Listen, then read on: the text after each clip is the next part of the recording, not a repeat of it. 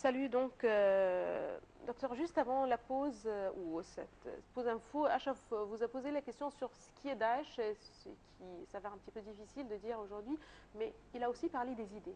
Oui. Pourquoi on parle aujourd'hui des idées? Parce que eux, dans leurs vidéos, à chaque fois, on parle un petit peu de l'islam. Cette fois-ci, on a parlé de l'islam qui est lié à l'arme, à l'épée, le message de l'islam. Pour tout musulman, on connaît bien que ce n'est pas l'islam. Pour tous ceux qui sont un petit peu, qui connaissent les religions en général, ils peuvent savoir que c'est loin de l'islam.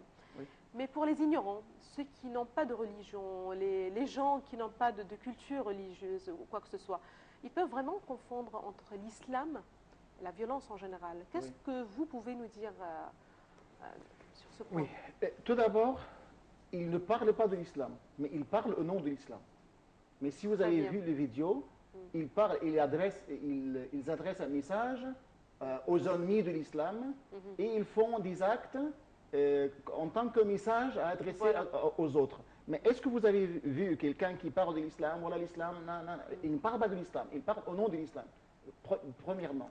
Deuxièmement, quand on essaie de voir l'islam dans son essence, c'est quoi l'essence de l'islam? L'essence de l'islam, c'est dans le Coran et dans la sunna authentique du prophète. Et dans la bonne compréhension du Coran et de la sunna. Donc vous avez deux choses. Vous avez les sources de l'islam, les sources principales de l'islam.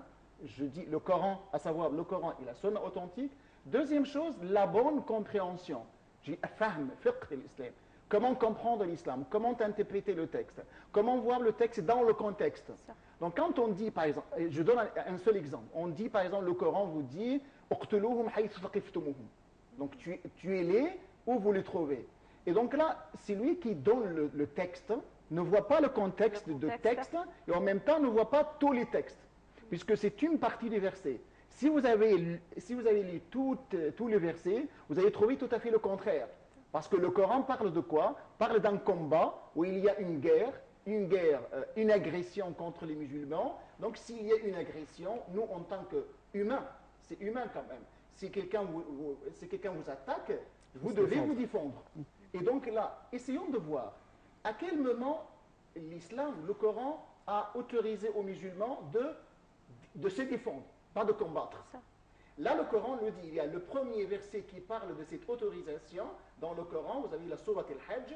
أذن للذين يقاتلون بأنهم ظلموا وإن الله على نصرهم لقدير. أذن. Là, c'est une autorisation donnée par Allah subhanahu wa ta'ala. Donnée à qui exactement? Le Coran. À ceux qui ont été combattus. Là, il y a quand même des mauvaises traductions. Il y a des traductions qui disent qu'ils ont combattu. Là, le Coran dit yuqataluna, sens passif. C'est-à-dire ceux qui ont été combattus. Donc, ceux qui ont été combattus, c'est-à-dire qu'il y a quelqu'un qui vous agresse, il y a quelqu'un qui vous attaque, il y a quelqu'un qui vient pour vous attaquer chez vous. Et donc, là, dans ce cas-là, logiquement, légalement, même d'après le droit international, c'est ce qu'on appelle le droit d'autodéfense. Là, le Coran le dit,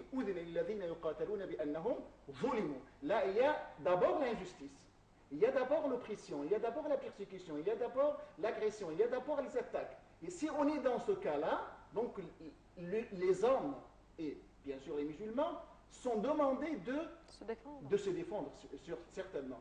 Et là, il y a un point très important dans le verset qui vient après. Là, c'est quoi l'injustice? Là, les musulmans ont été chassés de chez eux.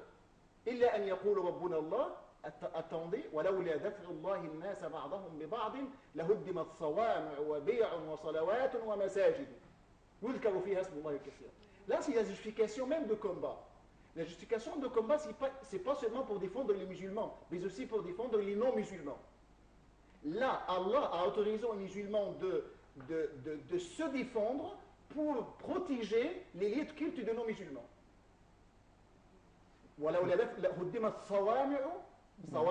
Ça concerne bien les ermitages des chrétiens, c'est-à-dire les lieux de culte des juifs, les lieux de culte des musulmans. Comme si les musulmans sont demandés de protéger les musulmans et les chrétiens et les juifs. Donc c'est le Coran même. C'est l'origine même de l'utilisation de la guerre défensive en islam. La guerre en islam, au début de l'islam au moins, la guerre n'est pas du tout offensive, mais c'est une guerre défensive, ce qu'on appelle la défense légitime. C'est l'essence même. Imaginez avant cette utilisation, il y a un verset coranique très important. Quand les musulmans viennent au prophète sallallahu pour lui dire nous avons besoin de nous défendre contre les agressions des ennemis. Et le prophète leur dit, le Coran, c'est le Coran qui dit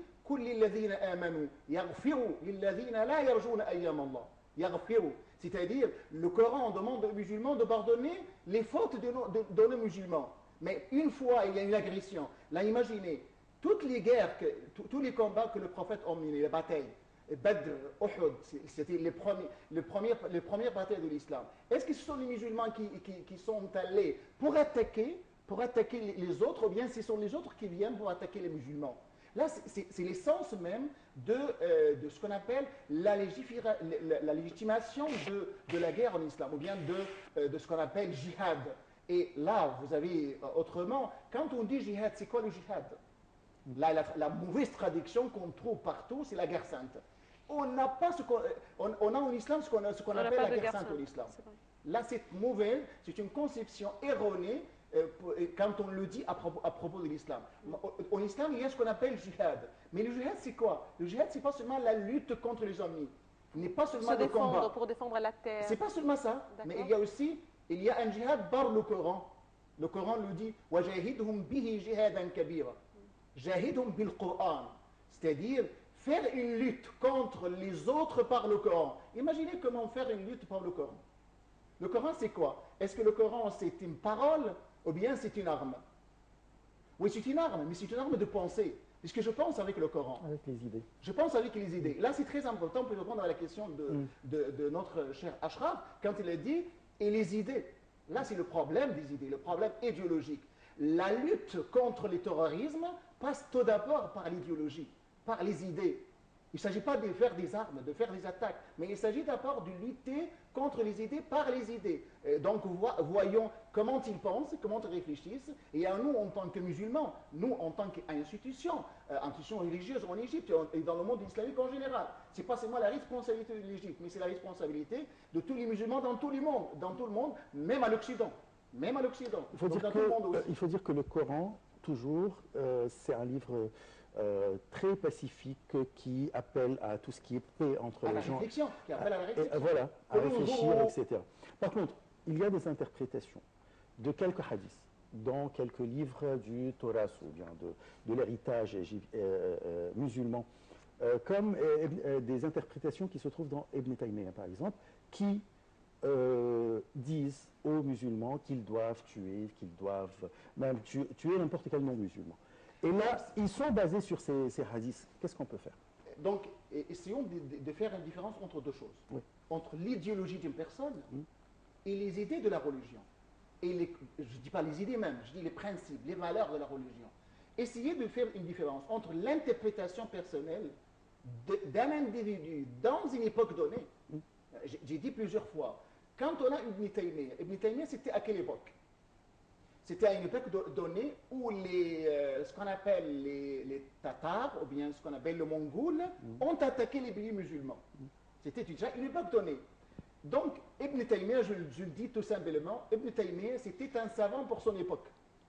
Et donc, nous aussi, nous avons besoin d'un savant, d'un alim pour notre époque. Tout à fait. C'est-à-dire, il faut comprendre, il faut interpréter. Le texte est là. Le texte est invariable, le texte est sacré, le texte est intouchable jusqu'au jour de jugement. Ça parle du Coran. Je parle du Coran, oui. Et même je parle de la sunna authentique. La sunna authentique, entre guillemets. Et donc, si vous avez un texte, et vous avez une interprétation déjà faite par Ibn Taymiyyah, par exemple, donc il faut dire, ce qu'a dit Ibn Taymiyyah, est-ce que c'est valable, c'est adéquat, s'adapte au contexte même de notre époque ou non? Là, c'est un. Deuxième et première même. Est-ce que ça s'adapte aux valeurs même de l'islam, aux principes même de l'islam, dans cette époque-là, avec ces gens-là ou non?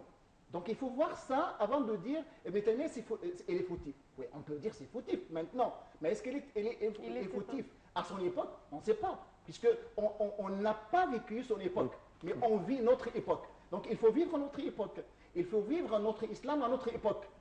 Ça ne signifie pas qu'on doit changer notre religion. Mais notre religion est là, notre texte est là, il faut réinterpréter, si je peux dire quand même réinterpréter, il faut quand même, ce qu'on appelle, il faut le dire, ouvrir la porte de l'ijtihad. C'est-à-dire, il ne faut pas fermer les portes pour dire, là c'est comme ça, il ne faut pas toucher, mais il faut quand même essayer de réfléchir à propos de textes. Et là, il y a toujours ce qu'on appelle la différence entre la fatwa et le hukm. Voilà. Il y a des choses à ne jamais toucher. Il y a des choses, oui, c'est voilà. ce qu'on appelle hukm. Justement. Quand on dit le vin est interdit en islam, c'est une hukm. Voilà. Ce qu'on appelle sentence juridique. Mais quand on dit maintenant j'ai un problème et je suis obligé de boire du vin, là c'est dans un contexte bien précis. Là, il y a une règle juridique qui dit la nécessité fait loi. Oui. Ou bien on dit la nécessité exige. Donc parce que là, nous sommes devant un choix. Mourir ou boire de vin. Oui, devant un cas. Et donc là, l'islam vous dit quoi? Mourir ou boire de vin? Boire du vin, pour ne pas mourir. C'est ça même l'essence de l'islam. L'esprit pacifique, l'esprit tolérant, l'esprit compréhensif, l'esprit... vous pourriez dire n'importe où. Très bien. Lorsque vous avez parlé des interprétations des textes et comment, pour certains, on peut faire une interprétation particulière d'un texte, là, ça contredit totalement la pensée scientifique en général. C'est pas pour ce qui a rapport avec la religion. Il faut tout mettre dans le contexte. Aujourd'hui, lorsqu'on parle du rôle d'Al-Azhar, à chaque occasion, on ne cesse de parler d'Al-Azhar et de son rôle. Certes, pour l'Azhar, en tant qu'institution, l'Azhar, il présente ses études à ses étudiants. Donc, c'est une étude plutôt approfondie, de l'islam, avec toutes ces branches, tout ce qui est rapport avec les pieds détails. D'accord, mais quel est son rôle aujourd'hui?